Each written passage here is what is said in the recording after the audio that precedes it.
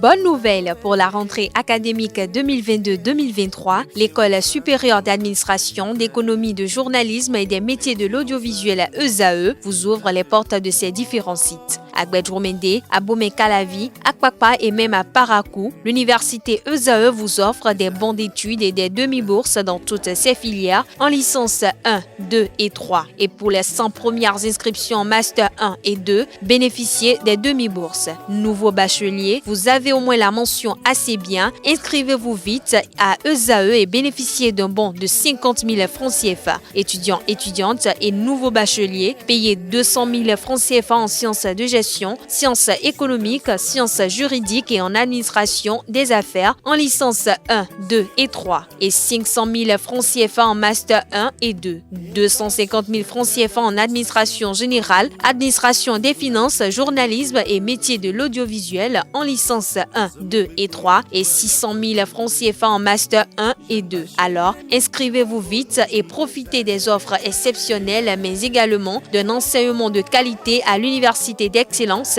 ESAE. Infoline 90 93 65 21 ou le 98 98 14 00.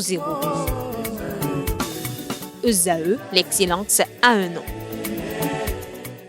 L'invité de ce matin sur Free Matin, comme je l'annonçais dans le sommaire de cette émission matinale, Bertin Kovi, président de l'Alliance Iroko, militant du parti politique et bloc républicain, économiste fondamentaliste. Bonjour à vous, Bertin Kovi. Bonjour. Merci d'être à nos côtés ce matin. Vous êtes là pour commenter la participation de votre formation politique, le bloc républicain, aux élections législatives du dimanche 8 janvier dernier. Le secrétaire général national de la formation politique, ministre d'État en charge de la coordination de l'action gouvernementale, a effectué une sortie médiatique pour exposer un peu les leçons que vous tirez de ces élections législatives. Vous, en tant qu'analyste politique, en tant que commentateur de l'actualité politique, quelles sont les leçons que vous retirez de votre participation à ce scrutin-là? Intitulé personnel. Alors, il s'agit de moi, ce que j'ai retenu, c'est déjà que ces élections se soient passées dans le calme et dans la paix. Il y a longtemps que les Béninois n'ont plus jamais eu une telle ambiance festive pendant une période électorale. Et ça, c'est d'abord ce qui m'a marqué. On pouvait avoir des points de vue différents, mais au moins on se respectait. Chacun avait le droit de dire ce qu'il voulait dire. Ça, c'est un. Deuxième chose qui m'a marqué, c'est d'abord qu'à Cotonou, il n'y a eu que 19% de taux de participation Cotonou. C'est vrai au Bénin, sur le plan national, ce n'est que 37, disons 38 pour arrondir. Mais Cotonou, 19%. Et pourquoi Cotonou m'a marqué? Mais ma foi, tous les milliards, tout le développement, ma foi, où le président Patrice Talon souhaiterait être célébré, mais tout est concentré à Cotonou. Et voici ceux-là restent chez eux, peinards, alors que le pauvre se tue. Mais à goudronner, à mettre des pavés, même dans les ruelles pour aller aux chiottes, passez-moi l'expression. Parce que tout est goudronné ici. Hier, j'étais à Haye-Vive, mais je ne me retrouvais pas. Et dire que Cotonou, il n'y a que eu moins de 20% de participation, ça interpelle. Si on avait fait tout ce qu'on a mis à Cotonou, là, dans les villages, et la responsabilité incombe à qui? Au parti de la mouvance? Non, la responsabilité incombe à la communication politique du gouvernement. Parce qu'en fait, qu'on aime Yahi, qu'on ne l'aime pas, Yahi, avant même que la femme ne tombe enceinte, il annonçait déjà que ce serait des jumeaux, des triplés, etc. Les effets d'annonce, ça participe aussi de la communication politique. Le gouvernement actuel fait beaucoup de choses et dit le temps permettra qu'on le sache. Donc les Béninois ne sont même pas conscients de la transformation. La seule différence, ce sont celles qui avaient des maux de hanche, etc., qui ne l'ont plus parce que, passant sur une voie bien goudronnée, elles n'en souffrent plus. Ceux-là savent qu'il y a eu amélioration. Non, j'ai été franchement surpris par le désintérêt de Cotonou à ces élections. Et ceci fait que, moi, je trouve que ceux qui sont élus à Cotonou, à mon sens, devraient avoir le profil bas. Le taux de participation ne permet pas à quelqu'un de dire « j'ai été élu ». mais élu quand même mal élu. Alors, il y a autre chose qui m'a marqué aussi, c'est la sortie de Yahi Boni. Et Yahi Boni a continué toujours à drainer du monde. Mais ceux qui suivaient Yahi Boni, puisque moi j'étais dans la même zone, c'est le message un peu confus de la sortie de Yahi Boni. Parce que nombreux de nos paysans, de nos parents au village, ont cru que les élections législatives sont des élections qui peuvent influencer le travail de l'exécutif. Ce n'est pas le cas. J'ai entendu même certains promettre, dans les deux cas, LD, et BR, et UP, enfin les 7, faire des promesses parfois farfelues qui n'est pas de leur ressort. Et j'en aurais terminé en disant qu'il y a aussi une chose qui m'a marqué. Il n'y avait pas de casquette, il n'y avait pas de t-shirt. La loi l'a interdit. Bon, c'est bien que la loi l'ait fait, mais enfin, ça n'a pas permis aux parents de se sentir concernés. Et il n'y avait pas non plus d'argent. Parce que quand... Il n'y avait pas d'argent? Ah non, il n'y avait pas d'argent. Moi, j'ai été candidat en 2016. Et je sais ce que ça coûte une élection au Bénin. Il n'y avait pas d'argent. En soi, ce n'est pas mauvais. Parce qu'on ne peut pas dire que l'argent ait fait la différence. Mais l'argent fait quand même qu'il n'y a pas eu beaucoup de mobilisation. Moi, donc, vous estimez que le manque d'engouement résulte du manque d'argent? Oh, il n'y a pas que ça. Il y a le désintérêt de la population béninoise à la chose politique, en fait. La démocratie n'a jamais eu à faire sa propre promotion pour que les populations s'intéressent à ce processus-là. Ça n'intéresse plus personne. Aussi, moi, je ne me mens jamais moi-même. Il y a le fait que d'aucuns aient pensé que ce serait encore l'élection législative de 2019, ou même dans des zones où les gens ne sont pas sortis aller voter, il y avait quand même des députés élus. Donc, certains ont cru que le système va s'auto-régénérer. Ils n'ont jamais imaginé que notre expérimentation des réformes partisanes en est au point où il n'y a plus l'exécutif qui désigne ceux qui doivent être députés. Parce qu'en 2019, ils ont été désignés. Et certains croyaient que ce serait encore le cas. Et ils n'ont même pas mouillé leur maillot. Ils s'attendaient. Je ne sais pas à quoi ils s'attendaient. Vous allez à une élection où il y a concurrence. On doit voter pour vous. Et ils sont peinards convaincus qu'ils sont des... Bon, ils étaient devenus presque des fidèles de Adrien Humbedi, Tchoko Tchoko Atidjoga. Alors que c'est l'élection qui décidera qui a Djoga ou pas.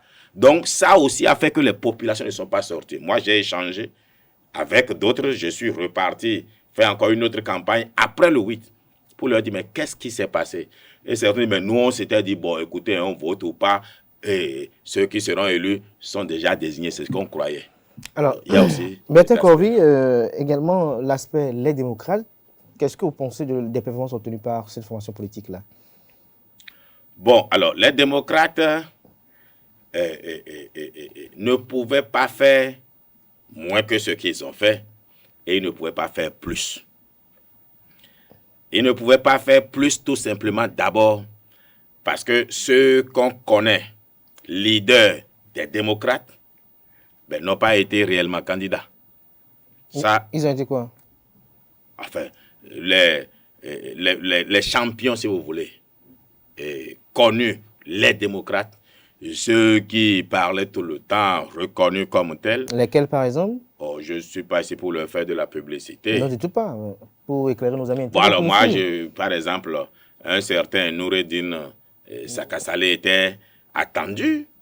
Et un certain Daniel Sarret, au nord, dans le Borgo, était attendu. Donc, il y a un certain nombre qui n'ont pas été candidats. Alors, ceux qui ont été candidats chez eux, il y en a même qu'on ne connaît pas ou bien qu'on ne connaissait pas. Les démocrates, on a voté pour eux. Ceux qui ont voté pour les démocrates n'ont pas voté parce qu'ils envoyaient quelqu'un au Parlement les défendre. Ils ont voté au fait contre le BR et l'UP en réalité. C'est tout. C'est-à-dire pour eux, il ne faudrait pas que ce soit seulement ceux qui soutiennent le président Patrice Talon qui soient au Parlement. Donc, ils n'ont pas voté pour, ils n'ont pas fait un choix d'individus qu'on envoie au Parlement défendre quelque chose. Mais ils ont mis en difficulté les partis de la mouvance, notamment à Cotonou, par exemple, dans la 15e et la 16e. Mais cela va de soi. Vous savez, j'ai toujours souvent dit, quand les régimes travaillent pour la capitale dit, mais vous perdez votre temps. Si vous voulez vraiment un soutien politique, allez dans les villages. Ceux-là savent être reconnaissants. En ville, ils ne sont jamais satisfaits de rien. Ce n'est pas nouveau, ce n'est pas seulement Cotonou. C'est partout comme ça. Puisqu'on a beaucoup qui réfléchissent, enfin pas réfléchir, qui croient réfléchir, ils ne savent pas que la gouvernance est difficile, ils se plaignent de tout. Oui, mais attendez, Cotonou, on connaît Cotonou, hein. Regardez ce que c'est devenu. On peut tout reprocher au régime Talon, mais on ne peut pas lui reprocher de n'avoir pas construit Cotonou. Et pourtant, ça ne les a pas intéressés. Au contraire, ils ont même sanctionné en fait tout ce que le président a fait. Et ça interpelle, ça voudrait dire que les infrastructures seules ne suffisent pas. C'est un message que les populations nous lancent pour dire que ça ne suffit pas de nous construire des infrastructures. Qu'est-ce que Cotonou voulait plus? Pour célébrer Patrice Talon, il faudrait qu'on essaie de décrypter cela pour comprendre, parce qu'il y a un message quand même. Il y a un message quand même. Alors, par rapport à l'UP Le Renouveau, avant de revenir à votre formation politique, le Bloc républicain, l'UP a conservé son titre de premier parti politique au Bénin. Le plus enraciné. Bon, si ça peut vous soulager, j'ai appris à les appeler désormais le Renouveau parce qu'ils ont réussi à quitter UP le Recalé pour devenir UP le Renouveau. Soit, mais ceci étant dit, tous les partis politiques, les 7 partis politiques en liste, y compris le BR, sont des partis recalés. Pourquoi je le dis? Voici 7 partis politiques qui vont à une élection et 62% sont restés à la maison. Donc, le plus grand parti politique au Bénin, ce n'est ni UP le renouveau. Je vais y arriver parce que j'ai du mal à oublier le recalé là. Mon cerveau est... Le renouveau, oui. Le premier parti au Bénin là, ce sont les abstentionnistes. 62%. Donc, personne ne vienne vous dire qu'il est premier parti politique au Bénin, dites-lui qu'il se trompe. Car c'est quoi? UP a eu combien d'électeurs sur le plan national? 900 000. Le B a eu combien d'électeurs sur le plan national? 700 000. En réalité, sur le plan national, les proportions entre les deux partis sont restées les mêmes que l'autre fois où il y avait 37, il y avait 40 et quelques. La seule différence ici, c'est le mode de calcul qui a changé. Et surtout, la fameux bonus qu'on attribuait à celui qui avait même une seule voix de plus que l'autre, il avait une femme bonus. C'est ce qui a gonflé les voix de UP. Ceci étant dit, je ne suis pas de ceux qui refusent aux autres leur mérite. Ils nous ont battus, et ça, il faut le reconnaître. Mais ils doivent avoir la victoire modeste, parce qu'il n'y a pas eu de victoire. Voici des électeurs. On a 6 millions d'électeurs, et seuls 900 000 ont voté pour eux. Seuls 700 000 ont voté pour le Bloc républicain. Seuls 500 000, oui, je crois, oui, 500 000 ont voté pour les démocrates. Ces 3 partis-là devraient avoir le profil bas. Moi, sincèrement, je suis préoccupé par comment ça se fait que 62% de Béninois ne soient pas allés voter. Donc, le plus grand parti politique, ça n'existe pas encore. Il faut que le Bloc républicain se mette à travailler. Et nous avons le potentiel qui existe parmi les 62% qui n'ont pas voté aujourd'hui pour confirmer notre positionnement, notre répartition plus large sur le territoire national. Car c'est le BR qui a de représentation dans chaque village. Alors, en venant au Bloc républicain, est-ce que vous avez des remords par rapport à la participation de votre formation politique? Par nature, je n'ai jamais de remords quand j'ai fait tout ce que je dois faire, tout en n'étant pas candidat. J'ai parcouru le Bénin du nord au sud, de l'est à l'ouest. Aux frais du ministre d'État ou à vos frais mes frères, moi, d'abord, en faisant ça, je fais ma propre promotion. Moi, je ne suis pas un hypocrite, moi. Je me fais reconnaître, je me fais connaître. Donc, le ministre d'État n'a pas besoin de me donner de l'argent. Attendez, je suis un homme politique. et je ne changerai pas. C'était une occasion pour me faire connaître. Il s'entend, Chayoure Boukoukmi, Chayoure Seki, Chayoure Boukoukmi. On ne sait jamais, un jour, le président Patrice Talon ne sera pas là. Il va bien falloir qu'on se batte pour le remplacer. Et je fais en sorte qu'on ne m'oublie pas. Ah, vous croyez quoi? Ah non, mais moi, je ne suis pas fou et je ne me mens pas moi-même. Donc, j'ai fait la campagne pour le Bloc républicain, mais aussi pour moi-même, pour qu'on se souvienne de mon visage. Mais regardez comment je deviens vieux. Donc, il ne faut pas que ceux qui m'ont connu avec des cheveux noirs disent, mais Taléi, c'est qui ça? Donc, je leur dis que c'est moi. Bon, enfin, c'est pour... Donc, moi, je ne regrette rien. J'ai donné, puisqu'on parle intuitif personnel, Tout à fait. j'ai donné ce que j'avais de meilleur à donner. Mais il faut reconnaître, et je l'avais dit ici, et moi, je ne suis pas surpris par rapport aux résultats, Aux performances obtenues. à certains endroits, j'avais bien dit que le positionnement, et je l'ai dénoncé sur ce plateau avant les élections, vous vous souvenez? Justement, il y a beaucoup d'acteurs politiques du Bloc républicain qui ont dénoncé le positionnement. Qu'est-ce qui s'est passé réellement? Oh, bon, c'est pas ici qu'on viendra parler. Moi, je ne suis pas maître, comment il s'appelle? Du tout pas. Allez-y, on n'a pas besoin d'évoquer un nom ici. Ah, ben vous voulez le nom des démocrates, mais vous ne voulez pas le nom de Du tout pas. votre invité qui vient saboter son propre parti. Il n'a pas saboté, il a émis des opinions. Mais ça, ce n'est pas de telles opinions. C'est-à-dire de telles propositions. Mais votre opinion, elle est libre, vous êtes libre de penser Je dis oui, que le Bloc mais républicain... en fait, moi, vous savez, le Oui. jour, c'est même pour ça que quand mes militants sont pressés que j'entre dans le bureau politique et le bureau exécutif, je traîne des pas. Pourquoi? Parce que quand vous entrez dans ces organes-là, désormais, quand vous prenez parole au nom du parti, à chaque fois, n'est-ce pas? Et il faut contrôler ce qu'on dit. Quand on est membre du bureau politique et qu'on souhaite que son parti fédère avec un autre parti, ou bien qu'on veut certaines choses, on va voir le bureau, c'est pas sur les plateaux. Mais y a-t-il pas un malaise au sein du Bloc Mais il républicain? n'y a aucun malaise alors. Il y en a qui sont malheureux, ça c'est sûr. D'abord parce qu'ils n'ont pas fait leur travail dans leur localité. Parce que ceux qui parlent là, je voudrais prendre Ablaye Biakane, que je ne défends pas. S'il fait bien, je le dirai. Il fait mal, je le dirai. Ils ne sont pas nombreux à avoir le courage. Mais quand on a notre résultat, j'ai été celui qui a estimé que ça a été un effondrement. Ils ne sont pas nombreux à avoir utilisé ce mot-là. Ils étaient même surpris que j'ai pu dire ça. Pour moi, c'est un effondrement parce que ce n'est pas, on était en droit de s'attendre à mieux. On ne l'a pas eu. Justement. On ne va pas être heureux de 28 députés quand même. Donc, c'est un effondrement. Maintenant, ceci étant dit, ce n'est pas l'effondrement de Ablaye Biakane. Mais qu'est-ce qu'il doit faire? Il a été candidat dans sa zone. Il a pu être élu. Il a permis à quelqu'un d'autre d'être élu derrière lui. Mais les autres chefs de parti, prenons Joseph Diabonou. Mais de justesse, il a été sauvé par la voix d'autres personnes qui n'ont pas pu être élues. Donc, il n'a pas pu être un leader qui a entraîné d'autres qui pour le suivre dans son élection. C'est lui seul que ça a sauvé. Je prends, comment il s'appelle, Eric Ondete.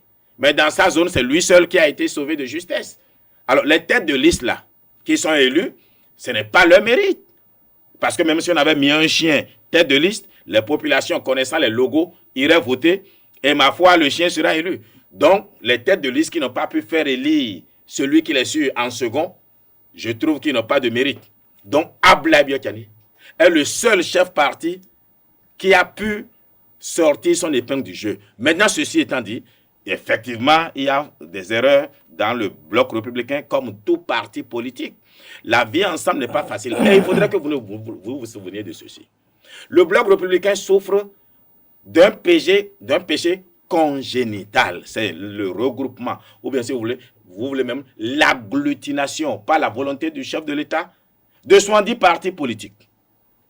Est-ce que ceux-là avaient vraiment une vision commune de la chose politique? On leur a dit, entrez dans les rangs, ils sont entrés dans les rangs. Eh bien, mettez la main sur les épaules. J'oublie même quand on était au CI, ce qu'on faisait là. L'autre est devant et l'autre met la main. Et voilà. Oui. Donc, pour dire, le Bloc républicain a un problème d'abord. À sa naissance, ils sont 70. Et chacun dit qu'il est charbonnier chez lui. Chacun voulait être sur la liste. Et chacun voulait être sur la liste. Quand il ne s'est pas retrouvé sur la liste, il travaille contre sa propre liste. Mais ce n'est pas Ablaye Biakane. Donc il y a eu ça au niveau du Bloc républicain, des militants qui ont travaillé contre leur propre liste. Ah ben quoi, moi j'ai vu une vidéo dans la 12e, un 3e sur sa propre liste, qui appelle à voter pour UP, le recalé à l'époque, qui est devenu renouveau maintenant. Non, mais il les a déjà renouvelés, donc ils ont recalé.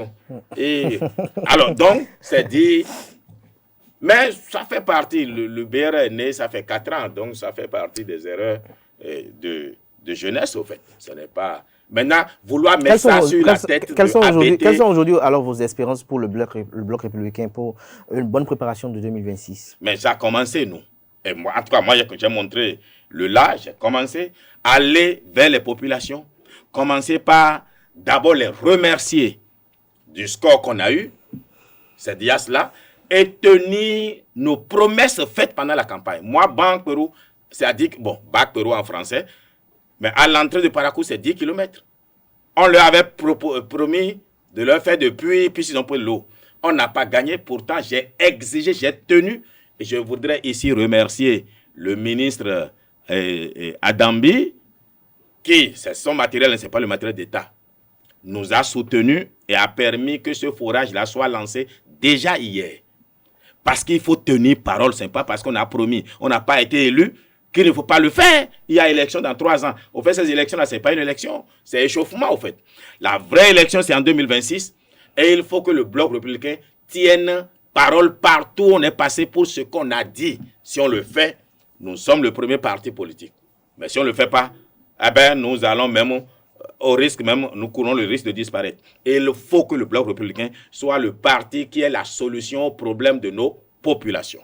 Alors, dernière question pour finir, Bertin Corvi, l'Union progressiste de renouveau, il y a quelques mois, a eu quand même à renouveler ses instances dirigeantes. Est-ce que le bloc républicain n'a pas besoin de cela pour insuffler une nouvelle dynamique?